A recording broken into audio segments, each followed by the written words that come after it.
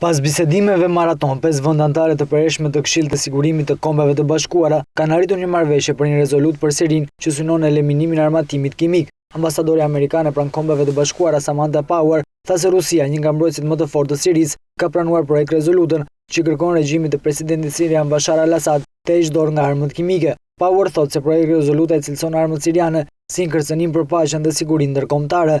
Dokumenti do ta detyronte në mënyrë ligjore Sirinë për të hequr dorë nga arsenali i saj. Këshilli i Sigurimit po zhvilloi një takim urgjent, por diplomatët thonë se nuk ka gjasa që dokumenti të hidhet në votë. Nuk janë dhënë hollësi të tjera rreth projektit rezolutës, por ministri i jashtëm francez, Laurent Fabius, tha më herët se teksti i saj do të përfshijë mundësinë e sanksioneve apo goditjeve ushtarake nëse Siria nuk përmbush detyrimet e saj. Siria ka pranuar të shkatërrojë armatimin e saj kimik pas kërcënimeve të Shteteve të Bashkuara për aksion të mundshëm ushtarak për shkak të sulmit me gaz sarin kundër civilëve në lagjen e kryeqytetit Damask muajin e kaluar, për të cilën Washingtoni thotë se janë vrarë 1400 persona dhe për këtë ka vajsuar regjimin e presidentit Bashar al-Assad.